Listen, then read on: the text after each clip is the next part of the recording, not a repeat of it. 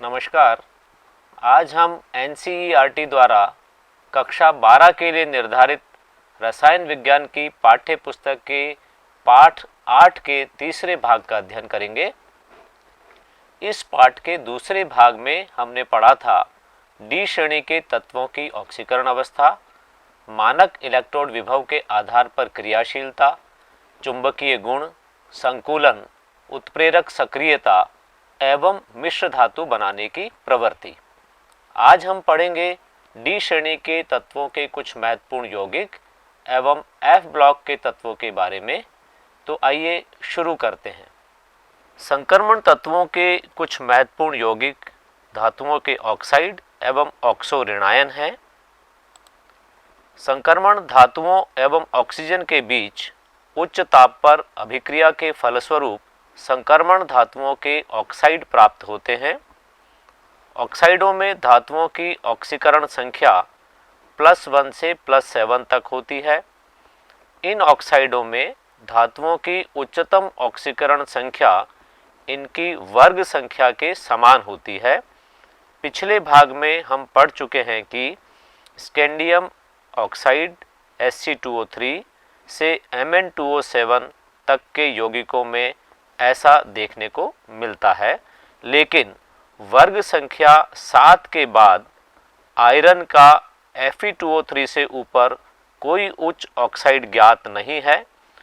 कुछ धातु अपनी उच्च ऑक्सीकरण अवस्था में ऑक्सो धनायन यानी ऑक्सो कैटायन बनाकर स्थायित्व प्राप्त करते हैं। VO2 2+ के रूप में V5, VO2+ के रूप में V4 तथा TiO2+ के रूप में Ti4 स्थायित्व देते हैं। स्कैंडियम के अतिरिक्त सभी धातुएं MO प्रकार के आयनिक ऑक्साइड बनाती हैं। धातुओं की ऑक्सीकरण संख्या बढ़ती है तो उनके ऑक्साइडों के आयनिक गुण में कमी आती है। Mn2O7 जो Mn का ऑक्साइड है, हरा तेलीय तथा सहसंयोजी होता है। इसी प्रकार CrO3 एवं V2O5 के गलनांक निम्न होते हैं यानी कम होते हैं। निम्न ऑक्सीकरण अवस्था वाले ऑक्साइड्स क्षारीय होते हैं, जबकि उच्च ऑक्सीकरण अवस्था वाले ऑक्साइड्स अम्लीय होते हैं और बीच वाले उभयधर्मी होते हैं। जैसा आप यहाँ देख सकते हैं, MnO जिसमें Mn की ऑक्सीकरण अवस्था +2 है, क्षारीय है। Mn2O7 जिसमें Mn की ऑक्सीकरण अवस्था +7 है, अम्लीय है। और इसके बीच में जैसे Mn3O4, Mn2O3 और MnO2 जिसमें Mn की ऑक्सीकरण अवस्था +8/3, +3 और +4 हैं, उभयधर्मी ऑक्साइड्स हैं। CrO में जिसमें Cr की ऑक्सीकरण अवस्था +2 है, क्षारीय गुण होते हैं। CrO3 जिसमें Cr की ऑक्सीकरण अवस्था +6 है, अम्लीय गुण होते हैं। और Cr2O3 जिसमें Cr की ऑक्सीकरण अवस्था +3 है, उभयधर्मी होते हैं, यानी उच्च ऑक्साइड्स अम्लीय स्वभाव के होते हैं। Mn2O7 जल में घुलकर HMnO4 देता है, तो CrO3 जल में घुलकर H2CrO4 और H2Cr2O7 देता है। वेनेडियम पेंटाऑक्साइड उभयधर्मी होते हुए भी मुख्यतः अम्लीय स्वभाव दर्शाता है। यह VO4 3- तथा VO2+ के लवण देता है। वेनेडियम के ऑक्साइड्स में V2O3 क्षारीय, V2O4 अल्प क्षारीय और V2O5 उभयधर्मी होता है। यहाँ वेनेडियम की ऑक्सीडेशन स्टेट्स +3 से +4 और +5 यानी बढ़ रही है। V2O4 अम्ल में विलय होकर VO2+ लवण बनाता है। इसी प्रकार V2O5 अम्लों से क्रिया कर VO4+ तथा क्षारों से क्रिया कर VO4 3- देता है। संक्रमण धातुओं के ऑक्सो ऋणायन युक्त यौगिक जिसमें पोटेशियम डाइक्रोमेट हम पढ़ेंगे। पोटेशियम डाइक्रोमेट चर्म उद्योग में बहुत महत्वपूर्ण है। इससे कई एजो यौगिक बनाए जाते हैं जहां इसका उपयोग ऑक्सीकारक के रूप में किया जाता है। डाइक्रोमेट को प्राय क्रोमेट से बनाया जाता है। क्रोमाइट अयस्क यानी FeCr2O4 को वायु की उपस्थिति में सोडियम या पोटेशियम कार्बोनेट के साथ संगलित यानी फ्यूज कराया जाता है तो क्रोमेट बनते हैं। क्रिया आप देख रहे हैं। सोडियम क्रोमेट के पीले विलयन को छानकर उसे सल्फ्यूरिक अम्ल द्वारा अम्लीय बनाकर नारंगी यानी ऑरेंज कलर के सोडियम डाइक्रोमेट Na2Cr2O7 0.2H2O को क्रिस्टलीकृत कर लिया जाता है। सोडियम डाइक्रोमेट की विलेयता पोटेशियम डाइक्रोमेट से ज़्यादा होती है, इसलिए सोडियम डाइक्रोमेट के विलयन में पोटेशियम क्लोराइड डालकर पोटेशियम डाइक्रोमेट प्राप्त किया जाता है। पोटेशियम डाइक्रोमेट के नारंगी लाल रंग के क्रिस्टल इस प्रकार हमें प्राप्त हो जाते हैं। जब इसमें क्षार मिलाया जाता है तो विलयन पीले रंग का हो जाता है, जो क्रोमेट बनने के कारण होता है। इसका अम्लीकरण कराने पर रंग पुनः नारंगी लाल हो जाता है, जो डाइक्रोमेट के बनने के कारण होता है। यह जो अंतर परिवर्तन है बताता है कि pH बराबर 4 पर क्रोमेट एवं डाइक्रोमेट विलयन एक दूसरे के साथ साम्य में रहते हैं। क्षार मिलाने पर यानी pH बढ़ाने पर H+ की सांद्रता कम हो जाती है और क्रिया अग्र दिशा की ओर बढ़ती है तथा पीले रंग के क्रोमेट आयन बनते हैं। दूसरी ओर जब अम्ल मिलाया जाता है तो H+ सांद्रता बढ़ जाती है और नारंगी लाल रंग का डाइक्रोमेट का विलयन प्राप्त होता है। क्रोमेट आयन तथा डाइक्रोमेट आयन की संरचनाएं आप इस स्लाइड में देख रहे हैं। क्रोमेट आयन चतुष्फलकीय होता है, जबकि डाइक्रोमेट आयन में 2 चतुष्फलकों के कॉर्नर्स, ये एक चतुष्फलक है, ये दूसरा चतुष्फलक है, इसके कॉर्नर्स आपस में जुड़े रहते हैं, जिसमें CrO-Cr बंध कोण का मान 126 डिग्री होता है। सोडियम तथा पोटेशियम डाइक्रोमेट प्रबल ऑक्सीकारक का कार्य करते हैं। सोडियम लवण की जल में विलेयता अधिक होती है तथा यह ऑक्सीकारक के रूप में अत्यधिक प्रयुक्त किया जाता है।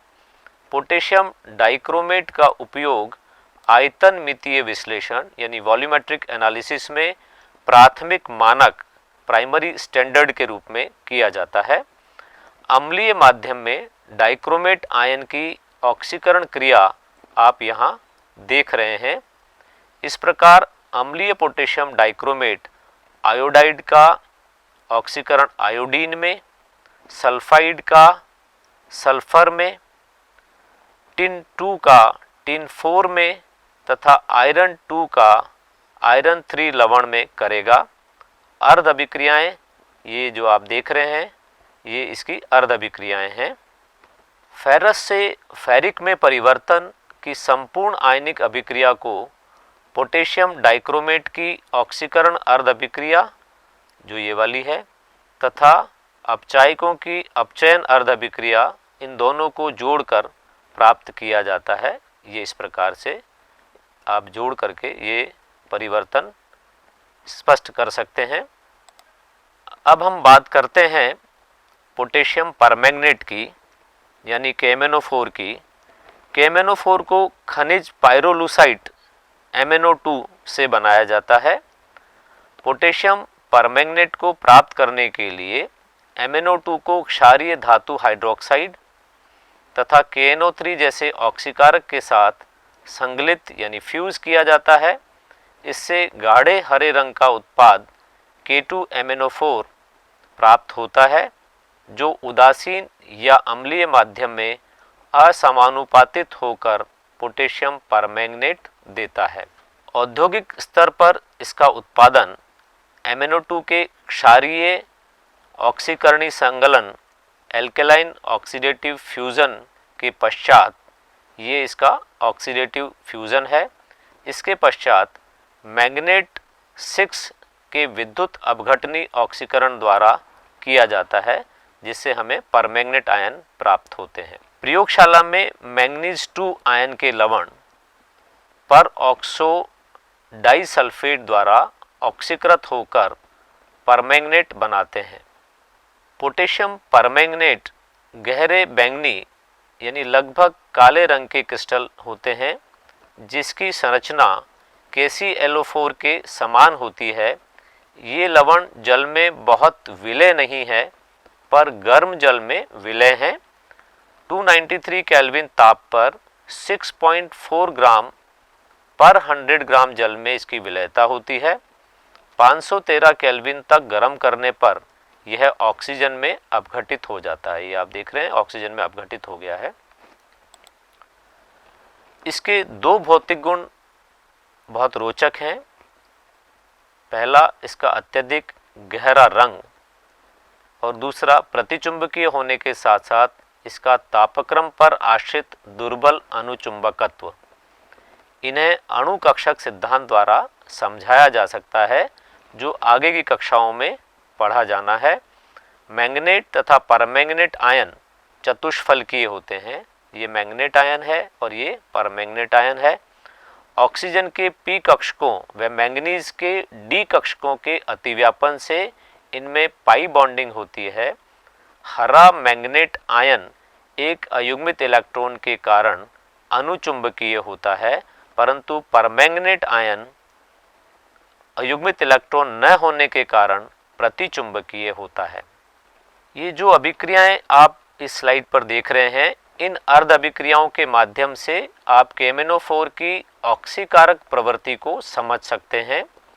अम्लीय परमैंगनेट विलयन ऑक्सलेट्स या ऑक्जेलिक एसिड को कार्बन डाइऑक्साइड में, फेरस लवण को फेरिक लवण में, नाइट्राइट को नाइट्रेट में तथा आयोडाइड को मुक्त आयोडीन में ऑक्सीकृत कर देता है। KMnO4 की अर्ध अभिक्रिया एवं अपचायकों की अर्ध अभिक्रियाओं को जोड़कर संपूर्ण अभिक्रिया को लिखा जा सकता है तथा आवश्यकता अनुसार समीकरण को संतुलित कर लेते हैं। परमैंगनेट के मैंगनेट, मैंगनीज डाइऑक्साइड तथा मैंगनीज सेकेंड लवणों में अपचयन की अर्ध अभिक्रियाओं को आप यहाँ देख रहे हैं। इससे स्पष्ट है कि विलयन में हाइड्रोजन आयन की सांद्रता अभिक्रियाओं को प्रभावित करने में महत्वपूर्ण भूमिका निभाती है। यद्यपि कई अभिक्रियाओं को रेडॉक्स विभव की सहायता से समझाया जा सकता है, लेकिन अभिक्रिया की गति की यानी काइनेटिक्स भी एक महत्वपूर्ण कारक है। परमैंगनेट आयन द्वारा हाइड्रोजन यानी H+ सांद्रता 1 होने पर जल को ऑक्सीकृत किया जाना चाहिए, परंतु प्रायोगिक रूप से अभिक्रिया धीमी होती है जब तक कि मैंगनीज सेकेंड आयन उपस्थित न हो या ताप न बढ़ाया जाए। आप देखते हैं KMnO4 की कुछ महत्वपूर्ण ऑक्सीकरण अभिक्रियाएं। पोटेशियम आयोडाइड से आयोडीन मुक्त होती है। ये पोटेशियम आयोडाइड से आयोडीन मुक्त हो रही है। इसी प्रकार फेरस का फेरिक में परिवर्तन हो रहा है और ऑक्सलेट का ऑक्सीकरण भी आप यहाँ देख रहे हैं। हाइड्रोजन सल्फाइड के सल्फर में ऑक्सीकरण से सल्फर अवक्षेपित होता है, तो सल्फ्यूरिक अम्ल या सल्फाइड का H2SO4 या सल्फेट में एवं नाइट्राइट का नाइट्रेट में ऑक्सीकरण होता है।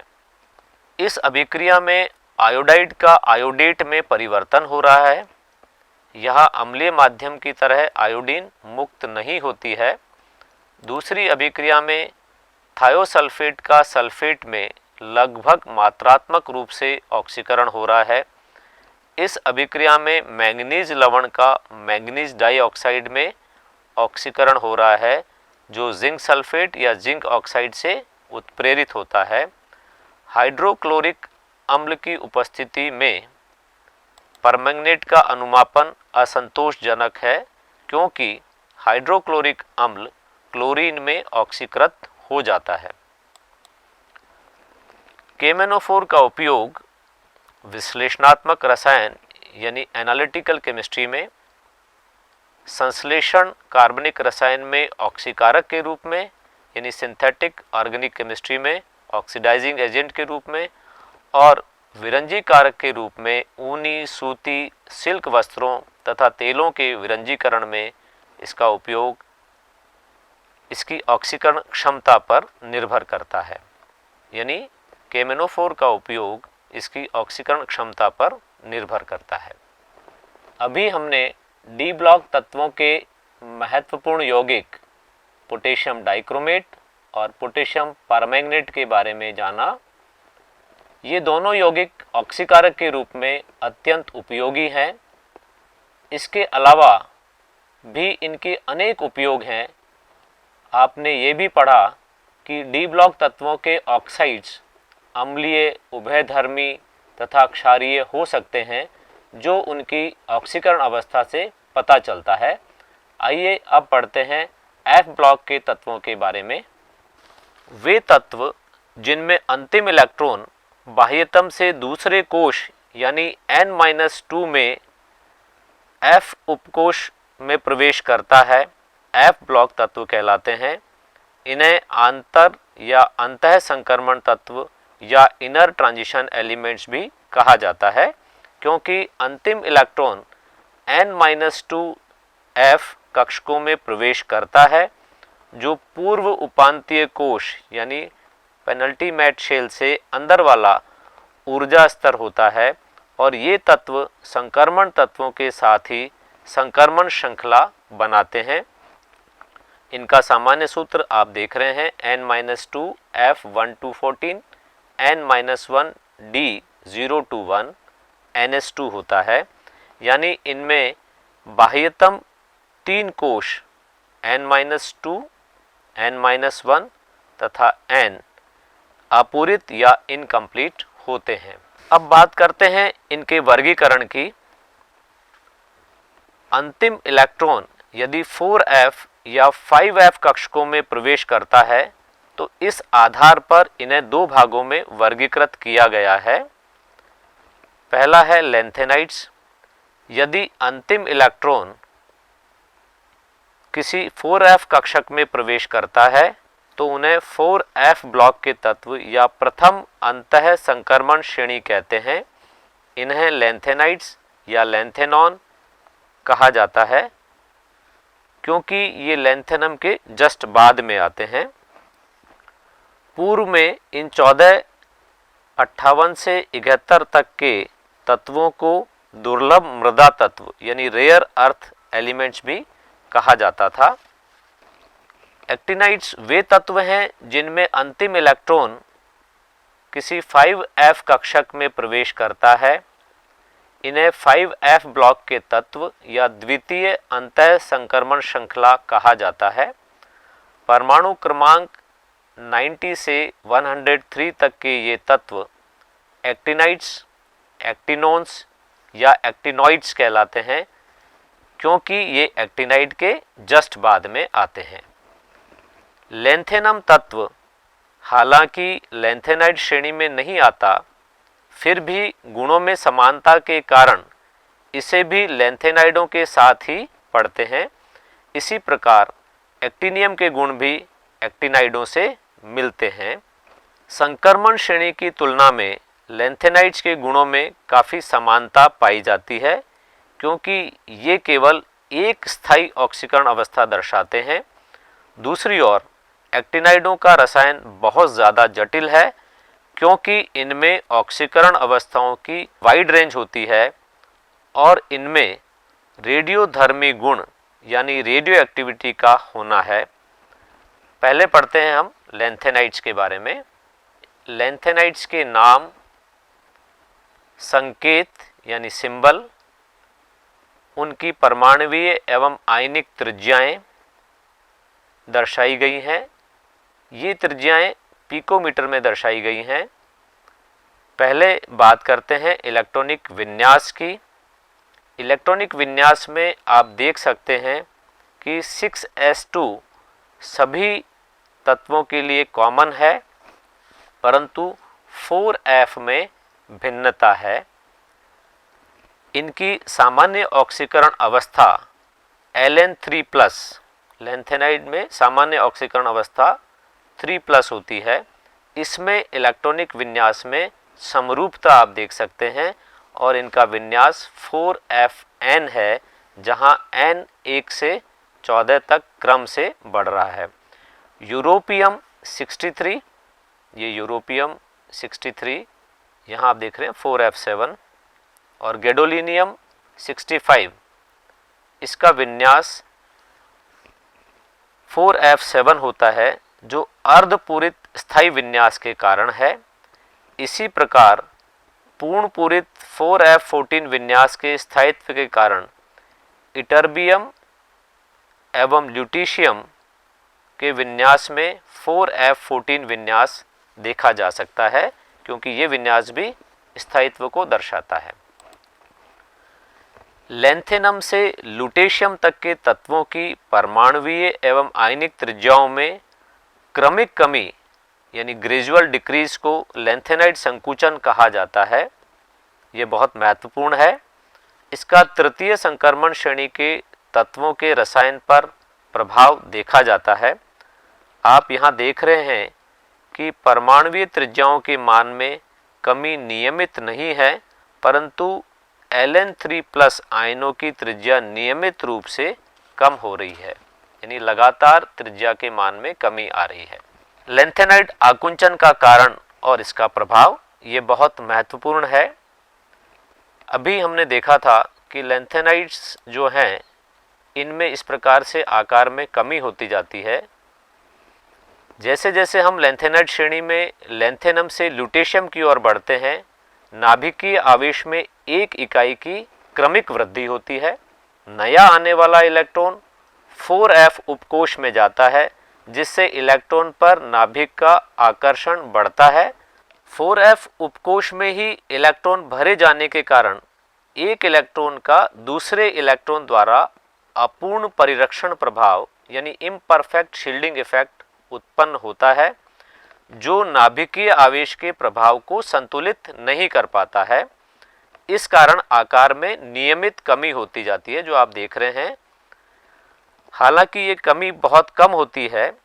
यहाँ ध्यान देने की बात यह है कि यह आकुंचन या संकुचन सामान्य संक्रमण श्रेणियों की तरह ही होता है, परंतु एक डी इलेक्ट्रॉन पर दूसरे डी इलेक्ट्रॉन के परिरक्षण प्रभाव की तुलना में 1F इलेक्ट्रॉन का दूसरे इलेक्ट्रॉन पर परिरक्षण प्रभाव कम होता है, क्योंकि इसमें इलेक्ट्रॉन 4F कक्षक में जा रहा है।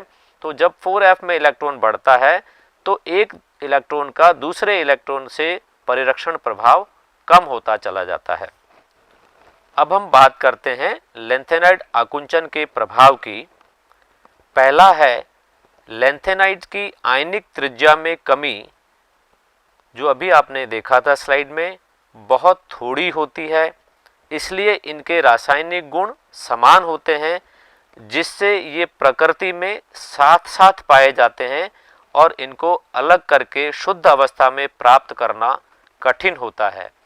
दूसरा है दूसरी और तृतीय संक्रमण श्रेणी के एक ही वर्ग के तत्वों के आकार, जो अपन डी ब्लॉक तत्वों में पढ़ चुके हैं, लैंथेनाइड संकुचन के कारण लगभग समान होते हैं, जबकि एक ही वर्ग के द्वितीय संक्रमण श्रेणी के तत्व का आकार प्रथम संक्रमण श्रेणी के तत्व की तुलना में बड़ा होता है। आप तुलना कर सकते हैं जिरकोनियम एवं हैफनियम के आयनिक त्रिज्या की। जिरकोनियम की त्रिज्या 160 पिकोमीटर होती है, जबकि हैफनियम की 159 पिकोमीटर होती है, यानी लगभग समान होती है। लैंथेनाइड्स की सामान्य ऑक्सीकरण अवस्था +3 है।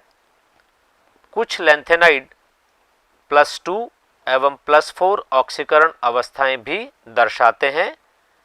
ऐसा वे तत्व करते हैं जो 2 या 4 इलेक्ट्रॉन खोकर F0, F7 या F14 विन्यास प्राप्त कर लेते हैं, जो स्थायी विन्यास होते हैं। जैसे यूरोपियम का विन्यास 4f7, इटर्बियम 2+ का विन्यास 4f14, सीरियम 4+ का विन्यास 4f0, टर्बियम 4+ का विन्यास 4f7 है। ये आयन +3 ऑक्सीकरण अवस्था में परिवर्तित हो जाने का गुण भी दर्शाते हैं। ऐसा ये एक इलेक्ट्रॉन त्याग करके या एक इलेक्ट्रॉन को ग्रहण करके कर सकते हैं। सीरियम 4+ प्रबल ऑक्सीकारक का कार्य करता है। यह पुनः +3 अवस्था में आ जाता है। सीरियम 4+ कन्वर्टिंग इनटू सीरियम 3+ का मानक इलेक्ट्रोड विभव E0 का मान +1.74 वोल्ट है, जो यह इंगित करता है कि यह जल को ऑक्सीकृत कर सकता है, परंतु इस अभिक्रिया की दर बहुत धीमी होती है और इसी कारण सीरियम 4+ एक अच्छा विश्लेषणात्मक अभिकर्मक है, यानी एक अच्छा एनालिटिकल रिएजेंट है ये सीरियम 4+। प्रेसियोडाइमियम 59 और नियोडाइमियम 60, टर्बियम 65 एवं डिस्प्रोसियम 66 भी +4 ऑक्सीकरण अवस्था दर्शाते हैं। इन ऑक्सीकरण अवस्थाओं में F0, F7 या F14 विन्यास नहीं होता है और ये केवल MO2 ऑक्साइडों के रूप में होती हैं। यूरोपियम 2+ जैसा आप देख सकते हैं F7 विन्यास है, जो 6s से 2 इलेक्ट्रॉन के परित्याग करने के कारण बनता है। यूरोपियम 2+ एक प्रबल अपचायक है जो +3 ऑक्सीकरण अवस्था में परिवर्तित हो जाता है। इसी तरह से इटर्बियम 2+ भी 4f14 विन्यास वाला है और एक अपचायक का कार्य करता है। टर्बियम 4+ में अर्धपूरित 4f7 विन्यास है और यह ऑक्सीकारक का कार्य करता है। समेरियम 62 का व्यवहार यूरोपियम से बहुत अधिक मिलता जुलता है, जो +2 तथा +3 दोनों ही ऑक्सीकरण अवस्थाएं प्रदर्शित करता है, यानी समेरियम +2 भी दर्शाता है और +3 भी दर्शाता है। स्पष्ट है कि 4f एवं 5d उपकोशों के बीच ऊर्जा अंतर ज़्यादा होने के कारण लैंथेनाइड सीमित संख्या में ऑक्सीकरण अवस्थाएं दर्शाते हैं। बहुत महत्वपूर्ण है ये लाइन, 4f एवं 5d उपकोशों के बीच ऊर्जा अंतर ज़्यादा होने के कारण लैंथेनाइड सीमित संख्या में ऑक्सीकरण अवस्थाएं दर्शाते हैं, यानी संक्रमण तत्वों की तुलना में ये कम ऑक्सीकरण अवस्थाएं दर्शाते हैं। लैंथेनाइड्स के सामान्य गुण। सभी लैंथेनाइड्स चांदी की तरह सफ़ेद एवं नरम धातु होते हैं, परंतु हवा में इनमें धुंधलापन आ जाता है। जैसे जैसे इनका परमाणु क्रमांक बढ़ता है, इनकी कठोरता बढ़ती जाती है। समेरियम स्टील की तरह कठोर होता है। इनके गलनांक 1000 से 1200 केल्विन के बीच होते हैं, परंतु समेरियम का गलनांक 1623 केल्विन होता है। सभी लैंथेनाइड्स की संरचना विशिष्ट धात्विक संरचना यानी टिपिकल मेटेलिक स्ट्रक्चर होती है और ये ऊष्मा एवं विद्युत के अच्छे चालक होते हैं। केवल यूरोपियम एवं इटर्बियम और कभी कभी समेरियम एवं थूलियम को छोड़कर इनके घनत्व और अन्य गुणों में निर्बाध यानी स्मूथ परिवर्तन देखा जाता है। इनके रंग की बात की जाए तो ये चांदी के समान श्वेत होते हैं और इनके अधिकांश त्रिसंयोजी आयन ठोस अवस्था एवं विलयन में रंगीन यानी कलर्ड होते हैं और इनके रंगीन होने का कारण इनमें उपस्थित F इलेक्ट्रॉन्स का होना है। लैंथेनम 3+ एवं लुटेशियम 3+ आयन रंगहीन होते हैं, कलरलेस होते हैं। F0 विन्यास वाले La3+ यानी लैंथेनम 3+ एवं सीरियम 4+ और F14 विन्यास वाले इटर्बियम 2+ तथा लुटेशियम 3+ के अलावा अन्य सभी लैंथेनाइड अनुचुंबकीय यानी पैरामैग्नेटिक होते हैं। नियोडाइमियम में अनुचुंबकीय गुण सबसे ज़्यादा होता है। लैंथेनाइड्स की प्रथम आयनन एंथैल्पी लगभग 600 किलो जूल पर मोल होती है। द्वितीय आयनन एंथैल्पी के मान लगभग 1200 किलो जूल पर मोल होते हैं, जो कैल्शियम के समतुल्य होती है।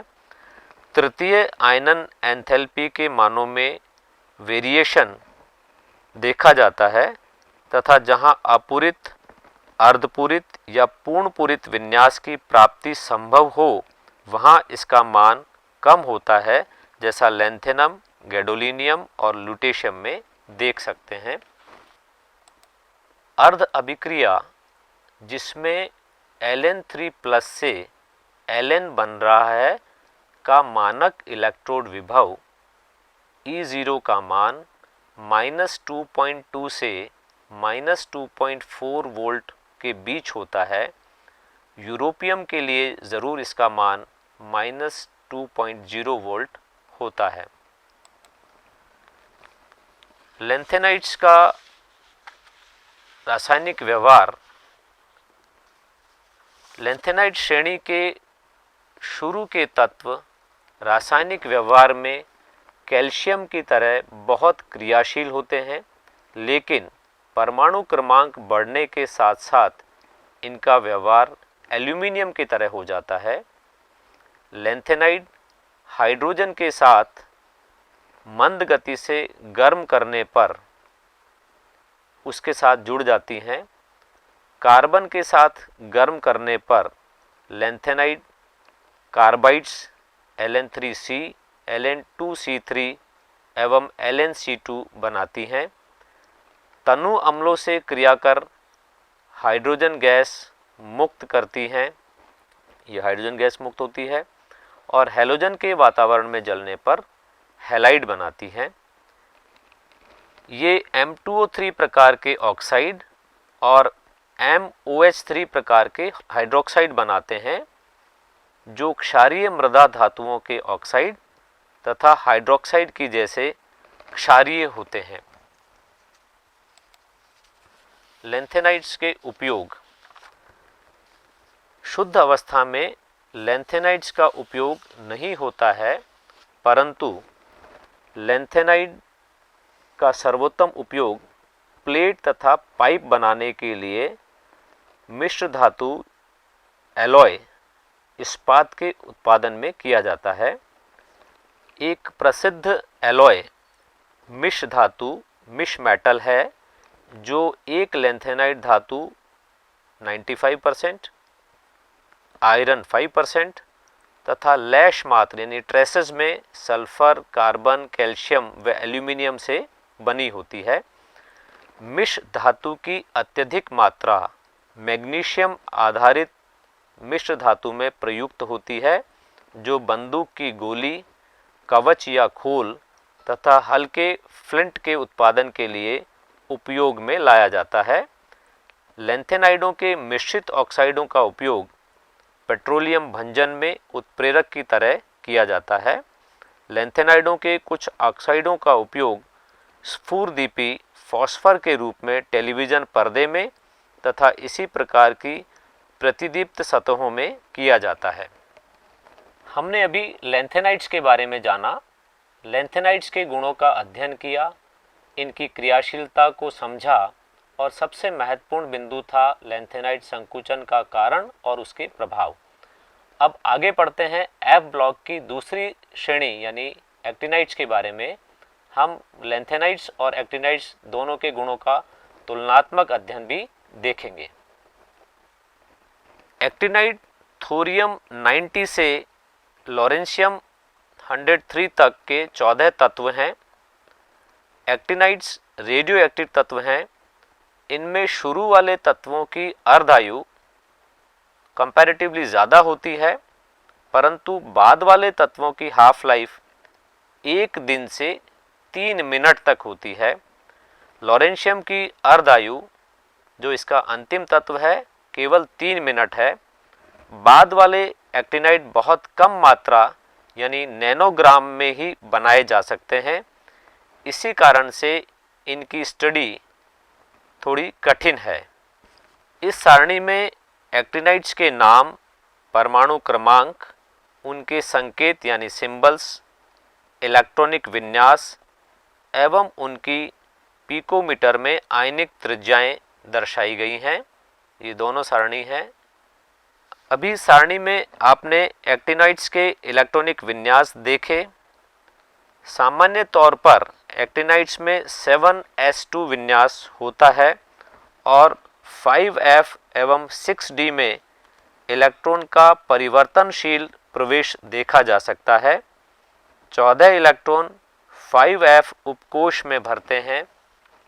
थोरियम, जिसका परमाणु क्रमांक 90 होता है, के बाद 5f उपकोष के भराव में नियमितता है और ये लॉरेंशियम 103 में 5f14 विन्यास प्राप्त कर लेता है। ये देखिए 5f14।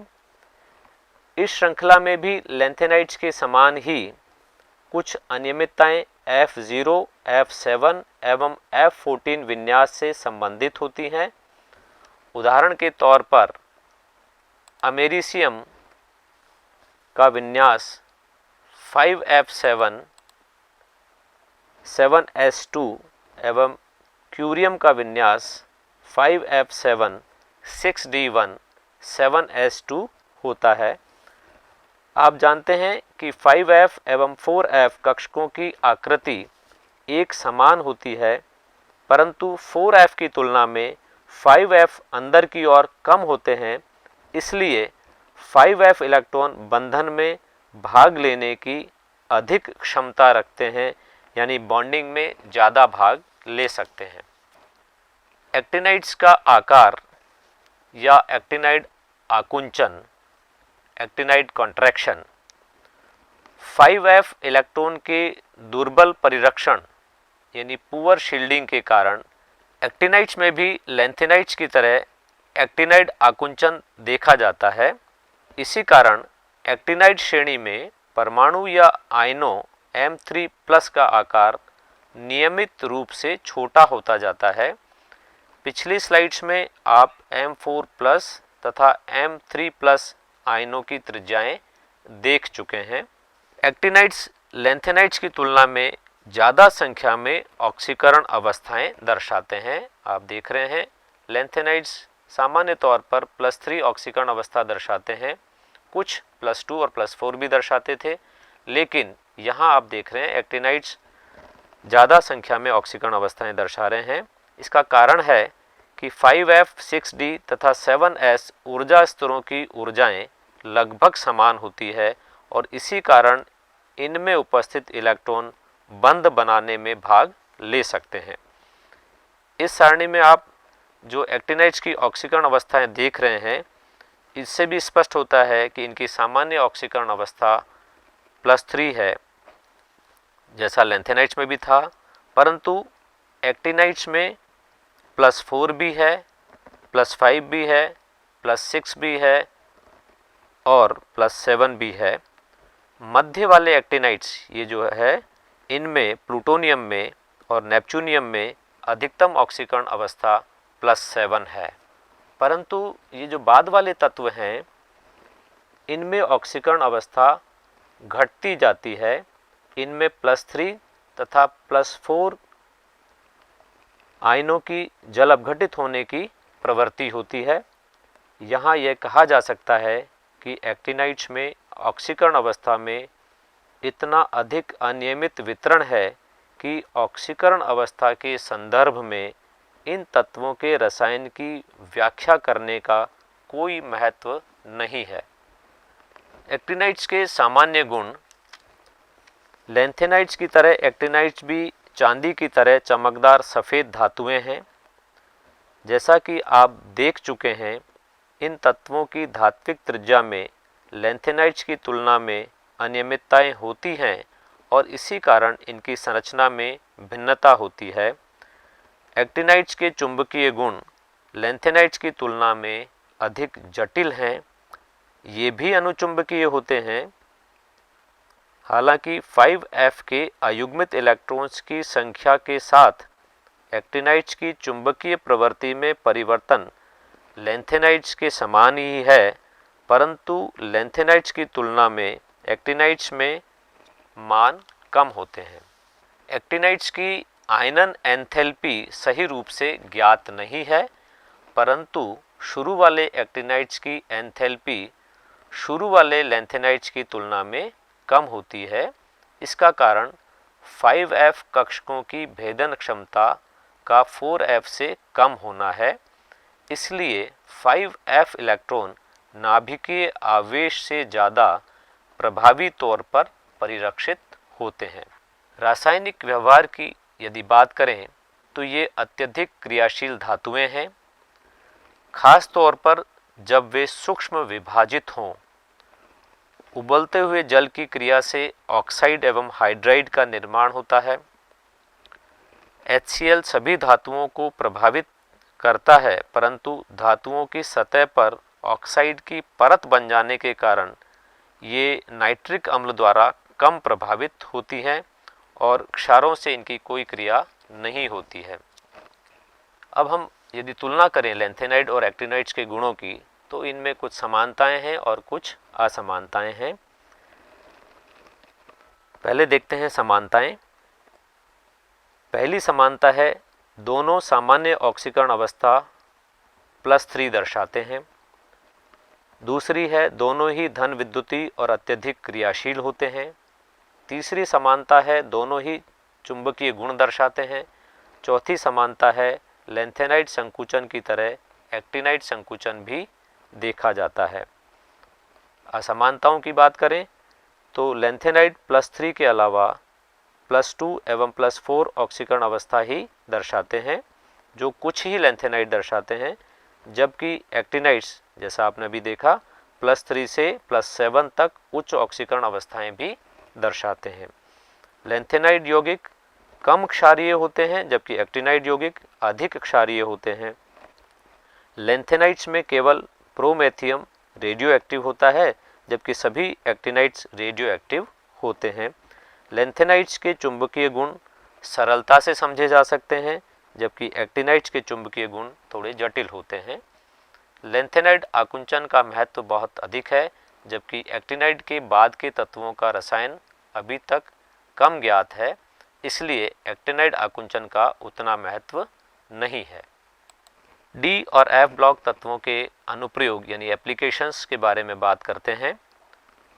लोहा और इस्पात निर्माण कार्यों में ये बहुत महत्वपूर्ण सामग्री है। इनका उत्पादन आयरन ऑक्साइड के अपचयन, अशुद्धियों के निष्कासन तथा कार्बन व क्रोमियम, मैंगनीज और निकिल जैसे मिश्र धातुओं के सम्मिश्रण यानी मिलाए जाने पर आधारित है। TiO टाइटेनियम ऑक्साइड का वर्णक उद्योग पिगमेंट इंडस्ट्री में, तो MnO2 का शुष्क बैटरी सेलों में यानी ड्राई बैटरी सेल्स में उपयोग होता है। बैटरी उद्योग में जिंक तथा निकिल कैडमियम भी काम में आते हैं। डी ब्लॉक के 11वें वर्ग के तत्वों को सिक्का धातु कॉइनेज मेटल भी कहा जाता है, और ये हैं कॉपर, सिल्वर और गोल्ड। सिल्वर और गोल्ड संग्रहण तक सीमित हो गए हैं, जबकि समकालीन यूके कॉपर वास्तव में कॉपर कोटेड स्टील है और सिल्वर यूके सिक्के कॉपर एवं निकिल मिश्र धातु हैं। आपने इस अध्याय में पढ़ा कि कई धातु और उनके यौगिक रसायन उद्योग में महत्वपूर्ण उत्प्रेरक के रूप में काम में लिए जाते हैं। इसके अलावा फोटोग्राफी उद्योग में सिल्वर ब्रोमाइड का उपयोग किया जाता है। अंत में एक प्रश्न लेते हैं, लैंथेनाइड श्रेणी के एक सदस्य का नाम बताइए जो +4 ऑक्सीकरण अवस्था दर्शाता है। यहाँ इस प्रश्न का मतलब है कि लैंथेनाइड्स सामान्य तौर पर +3 ऑक्सीकरण अवस्था दर्शाते हैं, लेकिन कुछ सदस्य +2 और +4 ऑक्सीकरण अवस्थाएं भी दर्शाते हैं। तो इसका उत्तर है सीरियम 58 जो +4 ऑक्सीकरण अवस्था दर्शाता है। आज हमने NCERT द्वारा कक्षा 12 के लिए रसायन विज्ञान की पाठ्य पुस्तक के पाठ 8 के तीसरे एवं अंतिम भाग में डी ब्लॉक तत्वों यानी संक्रमण तत्वों के महत्वपूर्ण यौगिक, एफ ब्लॉक के लैंथेनाइड्स और एक्टिनाइड्स के गुणों का विस्तृत अध्ययन किया। इसी के साथ यह अध्याय यहीं समाप्त होता है। नमस्कार।